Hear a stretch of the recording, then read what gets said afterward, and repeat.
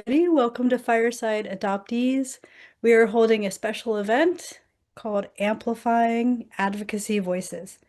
We're super excited just to be able to introduce people who are really passionate and making a difference in their way for everybody in their specific area.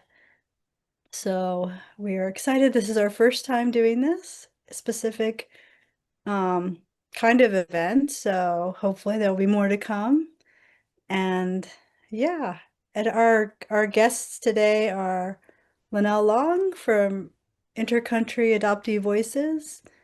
We have Dr. Barbara Sumner, and we also have Andrea Coates. Hi. Hello, everyone. Kia ora from New Zealand, and good to see some of my New Zealand friends here.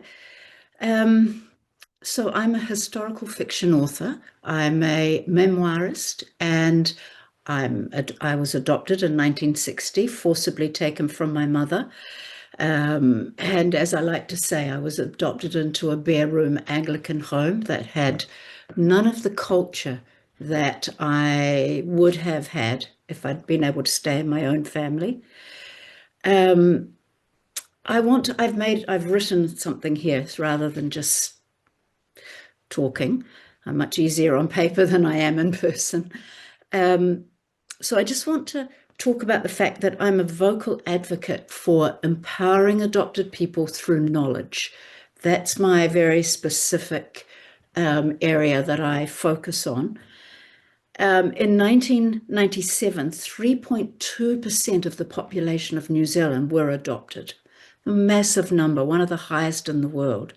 And then once you added in adoptive parents and biological parents and extended family, 16% of our country has a direct connection to human adoption.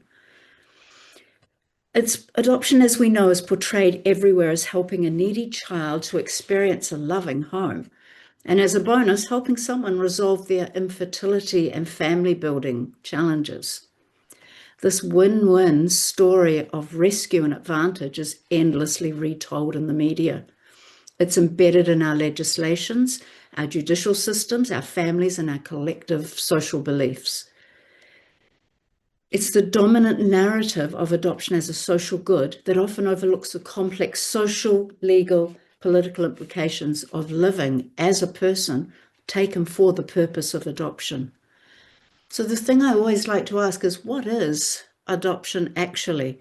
And once we understand that, it makes us more able to be strong advocates and to really, get involved in conversation with people so that we can advance a very different perspective. So if we're committed to changing things, and I know we all are, I think we have to first understand just precisely what adoption is. In New Zealand, our Law Commission describes adoption as a secret process, elaborate precautions being taken to conceal the fact as well as the identity of the child's natural parents, and presenting the child to the world as in fact and in law born to adoptive parents. I don't think there's a clearer description, and they know, they get it. It's right there in black and white. It's a statutory scheme to change a person's status from illegitimate to legitimate, except that term illegitimate, no longer exists in any law in just about any country that I'm aware of. And yet the concept of it remains completely embedded in our lives. We are illegitimate in so many ways, in that we are not equal to legitimate people. And that status has empowered the courts and the states in most countries to conceal and terminate a person's identity and allocate a new one without their consent. We can't divorce our adopters, but they can return us, especially when we're under 18. We can't access our records without a massive and often fruitless effort. Many of us can't access the medical histories of our families. We've no right to authentic birth certificates. We must pass on our assigned identity to our descendants. And that for me is a major issue. I have 5 daughters and 6 grandchildren, and all of us sitting on the family tree of people that we have nothing to do with and who will have nothing to do with us. So I find that very painful, and that's something that in my lifetime I want to end. And aside from adoption being a state-supported function of the nuclear family, a single mother did not, back in the baby scoop day, fit that structure of, of the nuclear family, just as an infertile wife did not fit that structure. So adoption really was a way to uphold the morality of the 50s and 60s. That morality is so long gone, and yet it's still part of the religio-legal ordering code that is part of our society. It was also, as we all understand, a really powerful way to punish mothers for their sexual activity. Importantly, adoption, as we've always practiced it in this modern time, enabled men to remain anonymous and therefore outside any censure for their sexual liaisons, or, lucky for them, any liability for their out-of-wedlock children. And the other upside for men, adoption secured the orderly devolution of property. It protected their legitimate heirs from illegitimate incursion, and it continues to do so. So just one more of the discriminations is around inheritance that we have to live with. To me, all of these things together represent human rights violations, except that all of it is legal. So we can't claim human rights violations or discrimination because it is legal. But then I think slavery was once legal. Discrimination against people for their sexual orientation was once legal. It used to be legal to bar women from voting. It was legal to ban people from public places based on the color of their skin. We are discriminated against based on the circumstances surrounding our birth or the dysfunction within our families. You may have heard, I think we've all heard the term paper orphan to describe us, but that phrase, like so many others around adoption, manipulates language. An orphan is a child whose parents have died. We are something else entirely. We're a lower class of orphan. We are Phyllis Nullis, Latin for child of no one, a legal fiction that erases our parents as if they never existed, even when they're still alive. I mean, it's absurd, really. However, I have to believe that the state of being owned, which we are, can change. If I don't believe that, then my life is reduced to being a thing, as if I was still a chattel or a stolen good. I think as people who are advocating for change, one of our biggest hurdles is individualism. Adoption is a secret cult. Each of us is siloed within our individual experiences. Our lives are bound by secrecy. Each of us is grappling with our emotional responses to the status imposed on us, but we grapple with it in secret and in private. That's why groups like this are really important. It is inappropriate to treat systemic discrimination as if it was individual.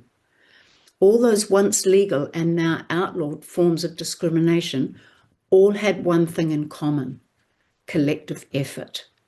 That's why this matters, because none of us can change it on our own. We can only do it collectively. So how do we all become really strong advocates, activists and advocates for change? I think we do it by stepping up and joining together, as we're doing here, by ignoring the very real divisions within our community of adopted people, by educating ourselves, by reaching out to other adopted people for support, and by joining any organisation in your country that is fighting to bring change, and where you can, providing material support to those organisations. And I want to add, with all those once legal discriminations, once one country recognises that human adoption is a failed social experiment, and that all adopted people have the same rights as the non-adopted, other countries will follow. Think of it like this: in tiny, far-flung New Zealand, where I am, we were the first country in the entire world to grant women the right to vote in 1893. While most nations still clung to the belief that politics was a man's domain, this small country lit a fire that could not be extinguished. One by one, other countries followed. This is how we advocate for the rights of all adopted people and bring down the institution for good. The 28th of September is World Right to Know Day. And in New Zealand, the Governor General, the Attorney General, whatever, the Ombudsman are joining together to let people know about the records and information government holds on them and an individual's right to access that information. It's a worldwide movement. It's in America. It's, pretty much everywhere. I don't know how it works in other countries, but here, all that wonderful information that's available is not available for adopted people. So we sit as a separate alternative class of persons to whom, as one judge said, records are denied. So, but it's very hard. I've been pitching newspapers to do an article on it and media outlets. It's almost impossible. No one's interested. So I just want to say that if anybody is aware of World Right to Know Day coming up, to pitch your local, just let people know that adopted people are massively affected by this right to know. And in terms of future work, I have a book coming out soon, which is an edited version of my PhD thesis on adoption structures and systems. So I will, it'll be all over my socials when we get to that stage. I am calling it Bastards, in case anyone's offended by that. That's not my thesis name as I was writing it, but it's called Bastards, Adoption and the Manufacture of Identity.